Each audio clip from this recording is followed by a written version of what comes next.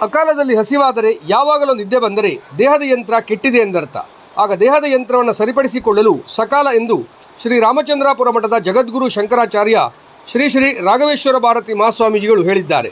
ಗೋಕರ್ಣದ ಅಶೋಕಿಯ ಮೂಲಮಠದ ಪರಿಸರದಲ್ಲಿ ನಡೆಯುತ್ತಿರುವ ಅನ್ನಬ್ರಹ್ಮ ಚಾತುರ್ಮಾಸ್ಯದ ಧರ್ಮಸಭೆಯಲ್ಲಿ ಅನ್ನಬ್ರಹ್ಮ ಪ್ರವಚನ ಸರಣಿಯಲ್ಲಿ ಆಶೀರ್ವಚನ ನೀಡಿ ಜೀವನ ಕ್ರಮವನ್ನು ಸರಿಪಡಿಸಿಕೊಳ್ಳುವುದರ ಮೂಲಕ ದೇಹದ ಯಂತ್ರವನ್ನು ಸರಿಪಡಿಸಿಕೊಳ್ಳಬೇಕು. ಶರೀರದ ಕ್ರಮದಲ್ಲಿ ಕೃತ್ರಿಮ ಹಸ್ತಕ್ಷೇಪ ಸಲ್ಲದು. ಕೃತ್ರಿಮವಾಗಿ ದೇಹವನ್ನು ಸರಿಪಡಿಸಲು ಹೊರಟಾಗ ಅದು ವಿರುದ್ಧ ಪರಿಣಾಮವನ್ನು ಉಂಟು ಮಾಡುತ್ತದೆ ಎಂದರು. ಇಂದು ಗೂಗಲ್ ನೋಡಿ ದೇಹ ನೀರನ್ನು ಕೇಳದೇ ಇದ್ದರೂ ದಿನಕ್ಕಿಷ್ಟು ಗಂಟೆಗಿಷ್ಟು ಎಂಬ ಲೆಕ್ಕದಲ್ಲಿ ನೀರನ್ನು ಹೆಚ್ಚೆಚ್ಚು ಕುಡಿಯುವ ಪ್ರವೃತ್ತಿ ಬೆಳೆಯುತ್ತಿದೆ. ಆದರೆ ದೇಹಕ್ಕೆ ಎಷ್ಟು ನೀರು ಬೇಕು ಎಂಬುದು ದೇಹಕ್ಕೇ ಗೊತ್ತು. ಅದು ದೇಹದಿಂದ ದೇಹಕ್ಕೆ ನೀರಿನ ಅವಶ್ಯಕತೆ ವ್ಯತ್ಯಾಸವಾಗುತ್ತದೆ. ನೀರು ಅಗತ್ಯವಿದ್ದಾಗ ದೇಹವೇ ಬಾಯಾರಿಕೆಯ ಮೂಲಕ ಸೂಚನೆ ನೀಡುತ್ತದೆ. ಆಗಷ್ಟೇ ನೀರು ಕುಡಿಯಬೇಕು. ಅತಿಯಾದ ನೀರಿನ ಸೇವನೆಯು ಆರೋಗ್ಯದ ಮೇಲೆ ವ್ಯತಿರಿಕ್ತ ಪರಿಣಾಮವನ್ನು ಉಂಟು ಮಾಡುತ್ತದೆ ಎಂದು ಶ್ರೀಗಳು ವಿವರಿಸಿದ್ದಾರೆ.